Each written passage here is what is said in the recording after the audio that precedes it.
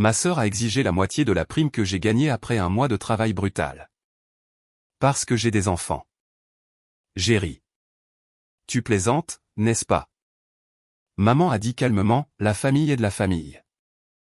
Quand j'ai refusé, papa a lancé, tu ne penses qu'à toi. Je n'ai pas discuté. Je me suis levé et je suis parti. Cette nuit-là, après une action discrète, mon téléphone a explosé. Sœur, qu'est-ce que tu as fichu? Maman, tu ne peux pas traiter la famille comme ça. Papa, tu n'es pas la fille que j'ai élevée. Je m'appelle Amélie Dubois. J'ai 29 ans, et j'avais l'habitude de croire que ma famille m'aimait pour qui j'étais, pas pour ce que je pouvais couvrir lorsque leur budget s'effondrait.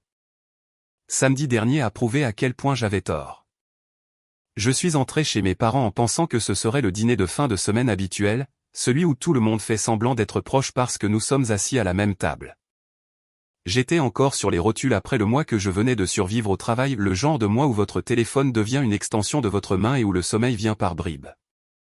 C'était enfin terminé, et pour une fois, quelque chose de bon en est ressorti, une prime pour le 4e trimestre assez importante pour ressembler à une bouffée d'air après s'être noyé. Je ne l'ai pas annoncé comme un trophée. Je l'ai mentionné comme on parle de la météo, juste soulagé que la tempête soit passée. Mais à la seconde où les mots ont quitté ma bouche, j'ai vu les yeux de ma sœur s'aiguiser comme si elle attendait l'apparition d'un chiffre. Elle n'a pas demandé comment je tenais le coup. Elle n'a pas dit félicitations. Elle s'est penchée et a dit que je devrais lui en donner la moitié. Pas prêter, pas aider et donner. Quand j'ai cligné des yeux comme si j'avais mal entendu, elle a ajouté la partie qu'elle pensait rendre la chose intouchable, la partie qui était censée mettre fin à toute discussion avant même qu'elle ne commence, parce qu'elle avait des enfants. Pendant une seconde, j'ai vraiment ri parce que ça sonnait comme la chute d'une blague. Tu plaisantes, n'est-ce pas, ai-je dit d'un ton léger, m'attendant à ce que quelqu'un rie avec moi, m'attendant à ce que mes parents la ramènent à la réalité. Au lieu de cela, la voix de ma mère est sortie, calme et posée, comme si elle lisait une règle que tout le monde connaissait sauf moi. La famille est de la famille. Et mon père n'avait même pas l'air mal à l'aise. Il avait l'air agacé, comme si mon hésitation était le problème. Tu ne penses qu'à toi, a-t-il lancé. La pièce est devenue silencieuse de cette manière lourde, comme s'ils avaient déjà décidé quelle sorte de fille et de sœur j'étais si je ne donnais pas ce que j'avais gagné. J'ai senti mon visage devenir chaud, non pas de honte, mais de lucidité. En une minute, je suis passé de leur fierté à leur distributeur automatique de billets. Je n'ai pas discuté.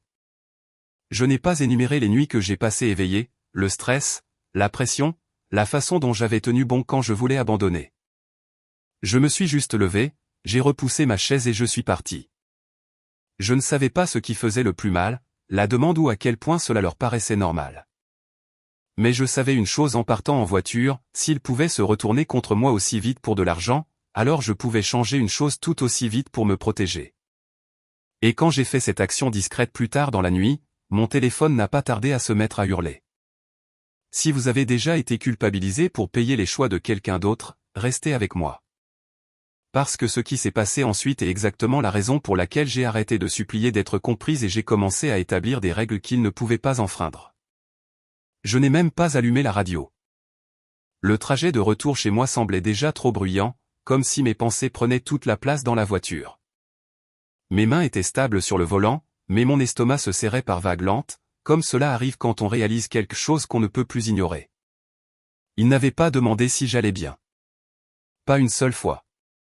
Pas après que j'ai passé des semaines collé à mon ordinateur portable, fonctionnant au café froid et à l'adrénaline, essayant d'éviter qu'une catastrophe ne fasse les gros titres.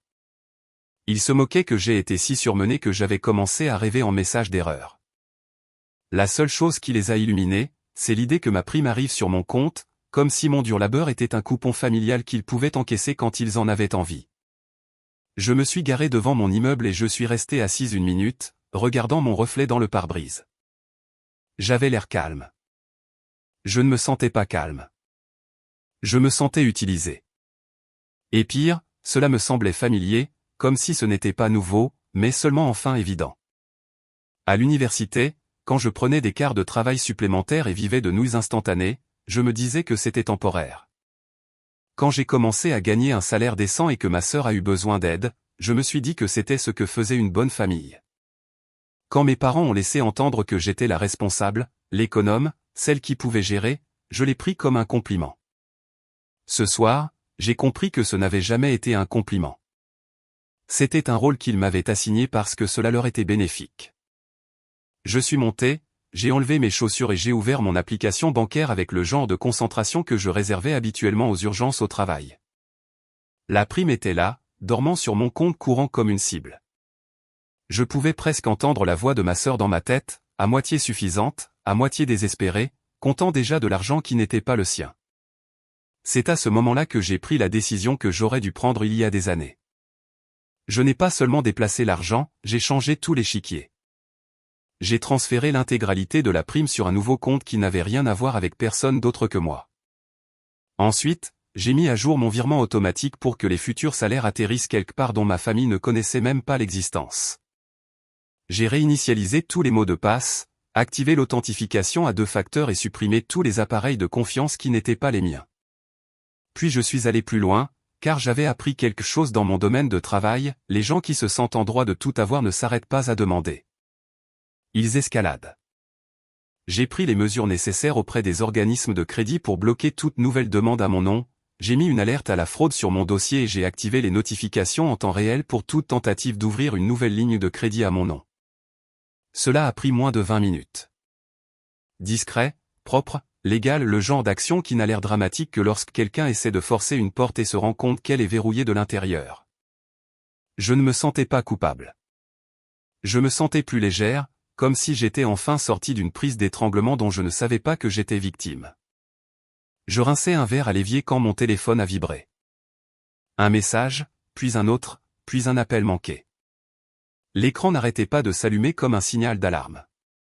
Et quand j'ai vu le premier texto de ma sœur, ma mâchoire s'est crispée, non pas parce que j'avais peur, mais parce que je savais exactement ce qu'elle avait remarqué. « Qu'est-ce que tu as fichu ?» Le lendemain matin, mon téléphone ne se contentait pas de vibrer, il attaquait. C'était comme si tout le monde s'était réveillé avec la même mission et un scénario de groupe qu'ils avaient répété sans moi. Le premier message est arrivé tôt, avant même que j'aie fini de me brosser les dents, une photo de mon neveu dans un sweat à capuche de l'école, souriant avec un trou là où une dent avait disparu. En dessous, ma sœur a écrit « Ne sois pas comme ça.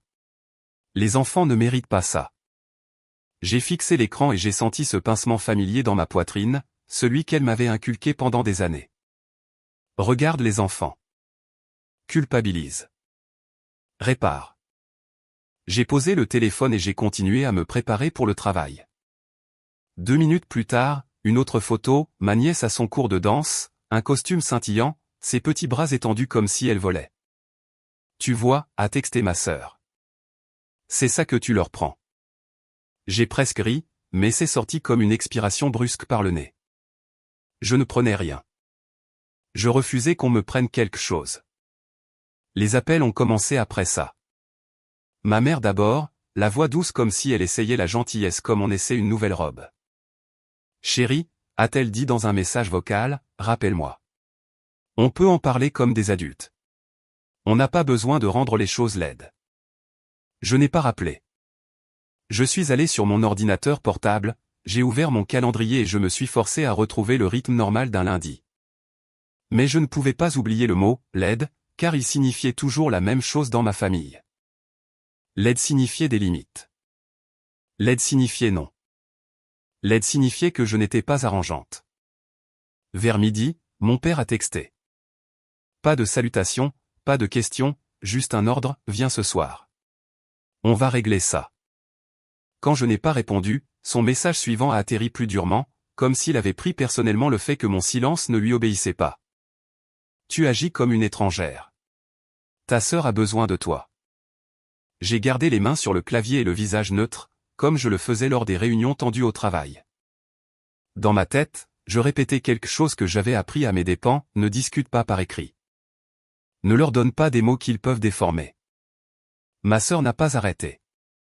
Le ton de ses messages changeait comme si elle grimpait sur une échelle faite de culpabilité et de rage. Tu te crois meilleur que nous maintenant. Tu l'as toujours cru. Tu restes là, seul avec ton argent, et tu te prends pour une héroïne. Puis, comme si un interrupteur avait été actionné, elle est allée droit au but. Maman a pleuré hier soir à cause de toi. Papa est tellement déçu. J'espère que tu es heureuse. J'ai regardé la bulle de frappe apparaître, disparaître, puis réapparaître, comme si elle faisait les 100 pas en écrivant. Finalement, une ligne est arrivée qui m'a glacé le sang. Je leur ai dit que tu avais volé la famille. Je connais des gens. Tu ne pourras pas te cacher derrière des mots de passe éternellement. Avant même que je puisse traiter l'information, un message est apparu d'une tante à qui je n'avais pas parlé depuis des mois. Est-il vrai que tu refuses d'aider ta sœur? Puis un autre d'un cousin. C'est froid, Amélie. Il y a des enfants en jeu. L'histoire se propageait déjà, mais je pouvais dire que ce n'était pas mon histoire. C'était la sienne. Dans la sienne, je n'étais pas une personne qui s'épuisait au travail, j'étais une méchante qui accumulait de l'argent pendant que des enfants souffraient. J'ai fermé les messages et je suis retourné au travail. Mais cette fois, j'ai commencé à documenter, capture d'écran, messages vocaux sauvegardés, heure et date.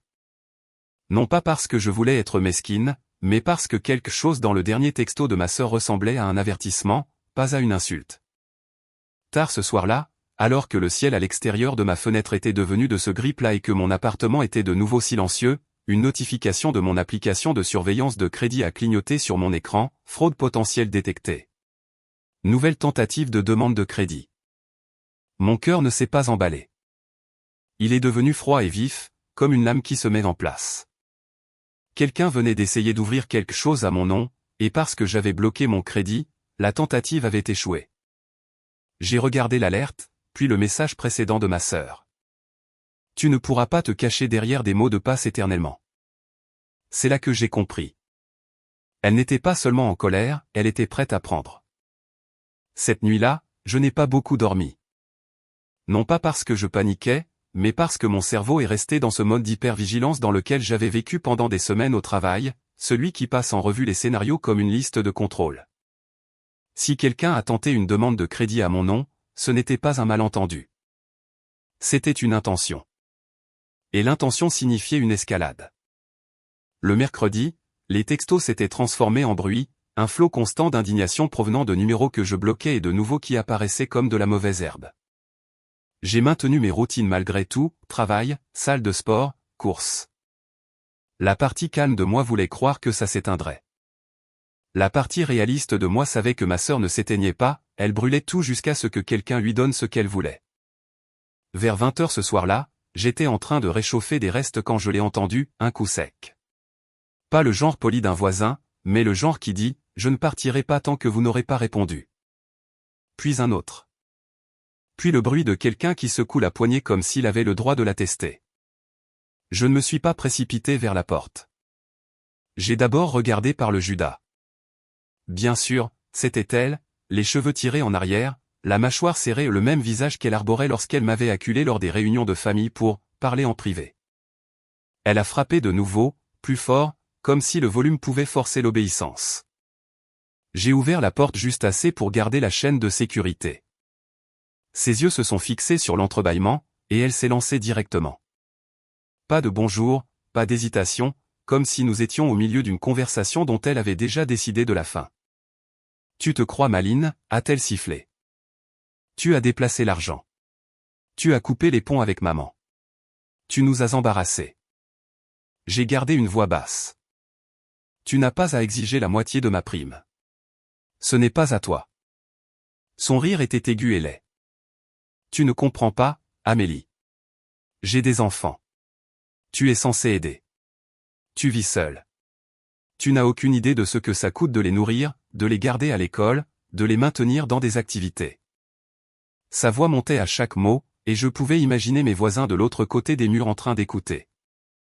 Je pouvais aussi imaginer comment elle utiliserait ça plus tard. Tu vois, elle laisse des étrangers entendre ça, mais elle n'aide pas sa propre famille. Je n'ai pas mordu à l'hameçon. J'ai dit, tu as fait des choix. Je ne suis pas ton plan de secours. Son visage s'est tordu comme si je l'avais giflé. Plan de secours? Elle s'est approchée, poussant contre la chaîne. Ne me parle pas comme si tu étais une victime. Tu te crois meilleur parce que tu as un travail chic et une prime? Tu crois que tu peux t'asseoir sur de l'argent pendant que mes enfants manquent de tout? Mon estomac s'est noué, non pas à cause des mots, mais à cause de la manipulation qui se cachait derrière. Elle réécrivait la réalité en temps réel. Les enfants ne manquaient de rien. Elle ne mourait pas de faim. Elle voulait le contrôle. Elle voulait que mon argent lui appartienne.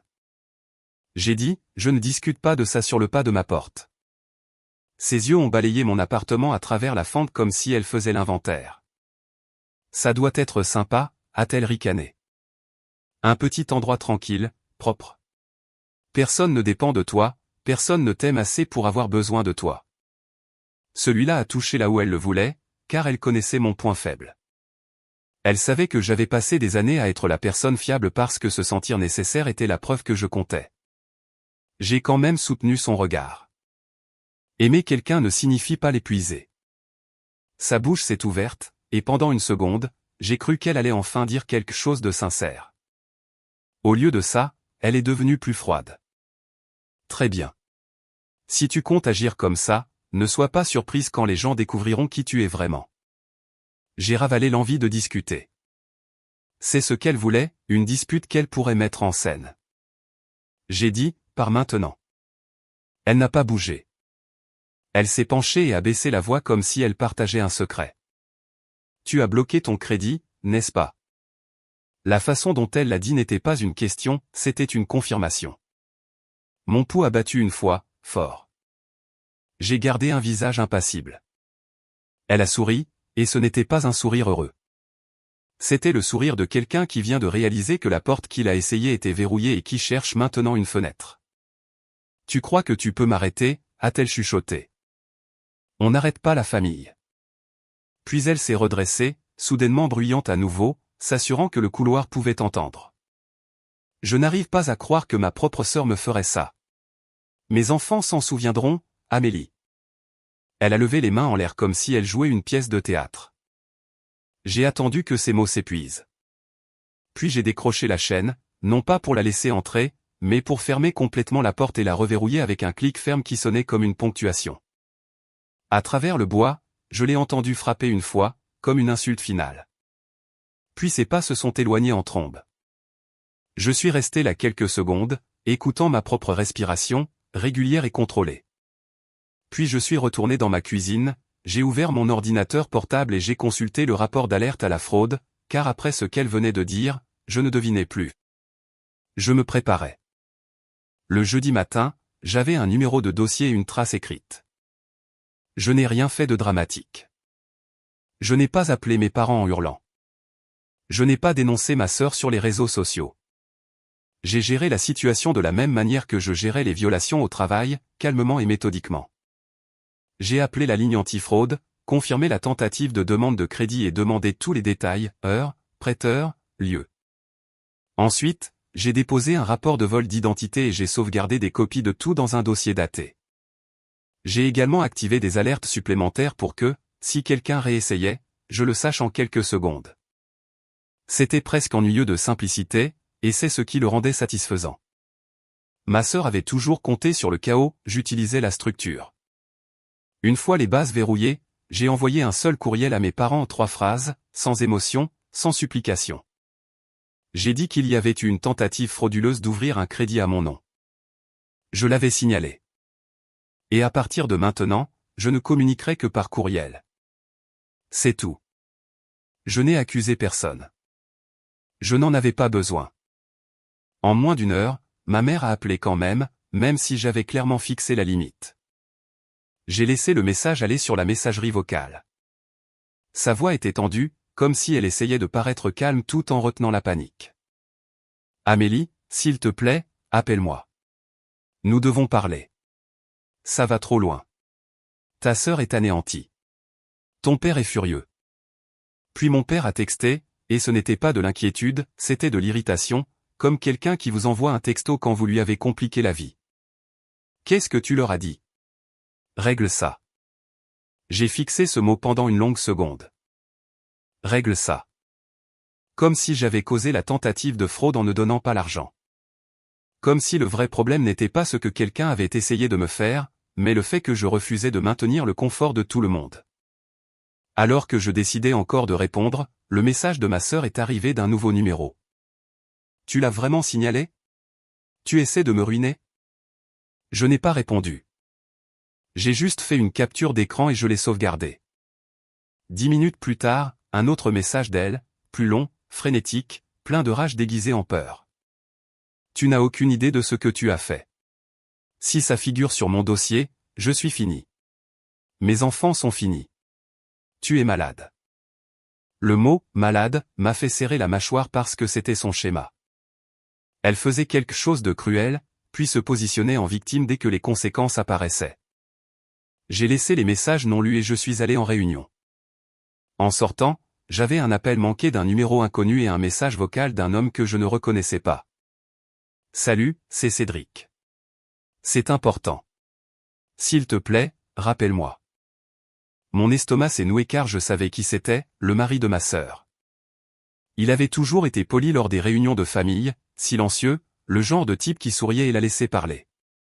S'il m'appelait directement, quelque chose avait changé. Je l'ai rappelé, non pas parce que je voulais être entraîné dans leur mariage, mais parce que je voulais une chose, la vérité enregistrée. Il a répondu à la deuxième sonnerie, la voix basse et tendue. « Amélie, je suis désolé de te déranger. C'est juste que... j'ai trouvé des choses. » Il a fait une pause comme si les mots lui faisaient mal à la gorge. Des avis de carte de crédit, des lettres de retard de paiement, un dossier qu'elle a caché dans le garage. Et puis hier soir, elle était au téléphone avec ta mère, disant qu'elle avait besoin de ta prime ou tout s'effondrerait. Il a expiré lourdement. Je lui ai demandé si elle avait essayé d'utiliser tes informations, et elle ne l'a pas nié au début. Puis elle a commencé à crier que tu lui devais ça parce que tu n'as pas d'enfant. Il semblait à la fois embarrassé et en colère.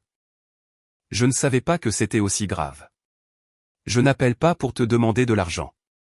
J'appelle parce qu'elle est en train de perdre pied, et tes parents l'aident à te blâmer. J'ai fermé les yeux une seconde, non pas pour pleurer, mais pour me ressaisir. Donc, c'était vrai. Elle avait essayé. Et mes parents n'étaient pas horrifiés, ils géraient les retombées. La voix de Cédric s'est adoucie. Elle est chez tes parents en ce moment. Ta mère dit que tu peux encore arrêter ça si tu fais ce qu'il faut. J'ai presque ri, mais c'est sorti d'un ton plat. Ce qu'il faut. Ce qu'il fallait, c'était toujours ce qui maintenait le confort de ma sœur et empêchait mes parents d'admettre qu'ils avaient élevé quelqu'un qui volerait sa propre sœur. J'ai dit, Cédric, je suis désolé que tu aies à gérer ça, mais je n'annulerai pas mon rapport. Je ne paierai pas pour couvrir ses choix. Il y a eu un silence, puis il a dit doucement, je comprends. Je voulais juste que tu saches que tu n'es pas folle. Tu n'imagines rien. Cette seule phrase m'a frappé plus fort que n'importe quelle excuse, car elle confirmait ce que je ressentais depuis des années. Ce n'était jamais dans ma tête. Quand nous avons raccroché, je me suis assise sur mon canapé et j'ai fixé le mur un moment. Mon téléphone a de nouveau vibré. Cette fois, c'était ma mère, pas en appelant, mais en textant, comme si elle savait qu'un enregistrement écrit pouvait la piéger. « Chérie, s'il te plaît, pense aux enfants. Ta sœur est désespérée. Tu peux encore faire disparaître tout ça. » J'ai lu le message 2 fois, puis j'ai posé doucement le téléphone. Il ne me demandait pas si j'allais bien. Il me demandait d'effacer les conséquences. Et c'est à ce moment-là que la colère que j'avais contenue s'est finalement transformée en quelque chose de net et de concentré. S'ils voulaient que je fasse disparaître tout ça, ils allaient apprendre ce qui se passe quand la seule personne qui a toujours tout arrangé s'arrête. Je n'ai pas répondu à ma mère. Je n'ai pas répondu à mon père non plus. Pour la première fois de ma vie, j'ai laissé leur malaise exactement là où ils devaient être, de leur côté de la ligne. Au lieu de réagir, j'ai planifié, tranquillement, soigneusement, comme quelqu'un qui a enfin compris le schéma et a décidé de le briser pour de bon. Ce week-end-là, j'ai rencontré le gérant de mon immeuble et j'ai demandé à résilier mon bail plus tôt. J'ai contacté mon directeur au travail et j'ai confirmé ce que je savais déjà, mon poste était entièrement à distance tant que je restais disponible pour les rotations d'astreinte. J'habitais à Lyon parce que c'était pratique, pas parce que c'était chez moi. Et après la façon dont ma famille m'avait parlé, j'ai réalisé que je ne voulais même plus être assez proche pour qu'il se présente à nouveau à ma porte. Alors, j'ai choisi un endroit qui ressemblait à un nouveau départ, Annecy. Assez grand pour un nouveau départ, assez loin pour que les visites surprises ne soient pas anodines. En 2 semaines, j'avais une date de déménagement, une nouvelle adresse et une nouvelle routine qui n'incluait pas le fait de me préparer chaque fois que mon téléphone s'allumait. Je ne l'ai pas annoncé. Je ne l'ai pas publié. Je l'ai dit à une seule personne de la famille, et ce n'était pas mes parents. C'était mon cousin, Étienne, parce qu'il avait été le seul à m'envoyer un message sans arrière-pensée. Il n'a pas dit « tu devrais aider ». Il n'a pas dit « mais c'est la famille ». Il a juste dit « je suis désolé. Je te crois. Sois intelligente ».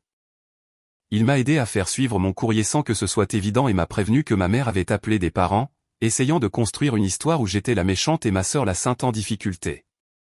Étienne m'a dit autre chose aussi, quelque chose qui m'a rendu à la fois malade et étrangement soulagé. Ta sœur dit aux gens que tu es instable, a-t-il dit. Elle dit que ton travail t'a changé et que tu es puni parce que tu es avide.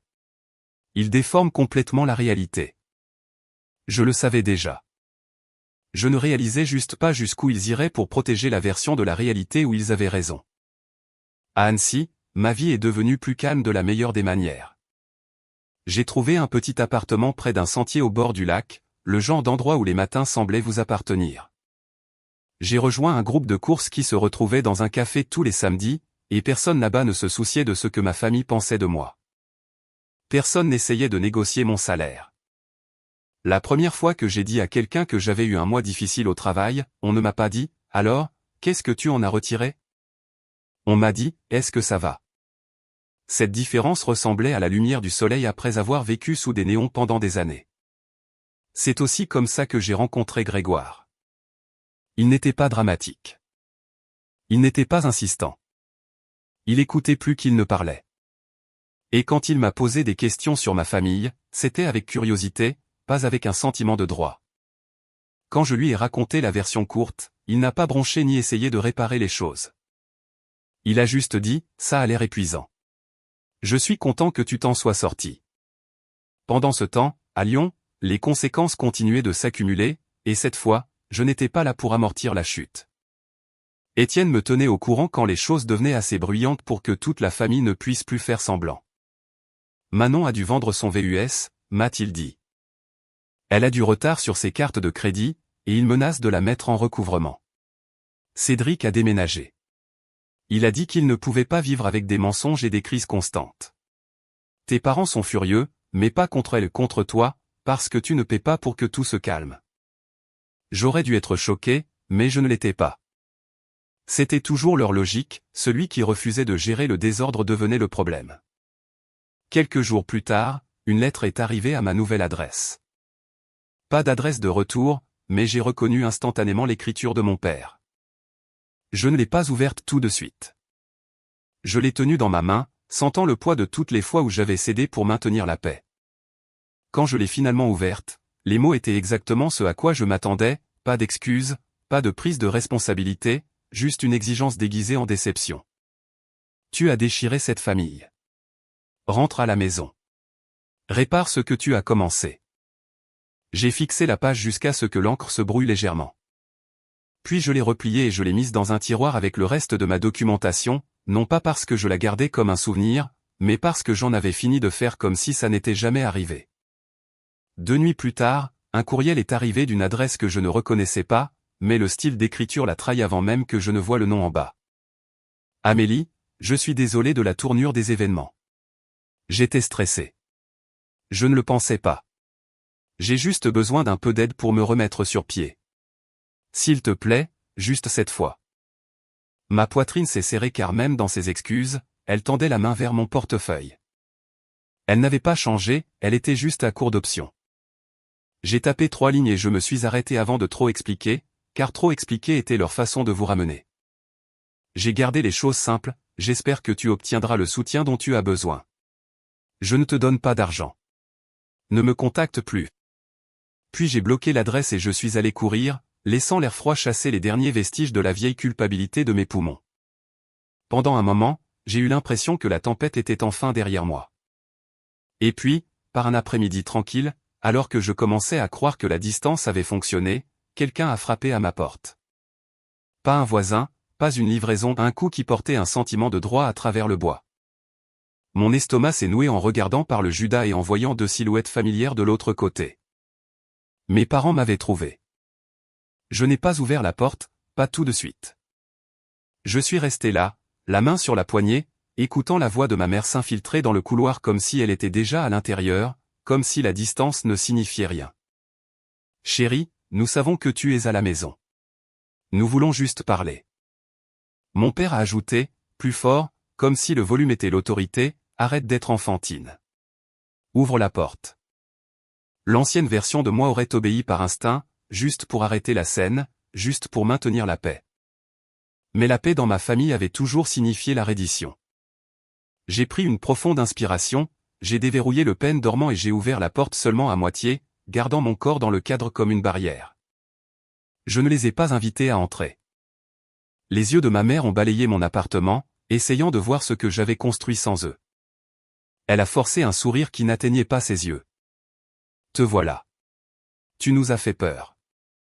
Mon père ne s'est pas donné la peine de sourire. Il avait l'air fatigué et en colère, comme il l'était quand quelqu'un ne rentrait pas dans le rang. Tu as fait un gâchis, a-t-il dit.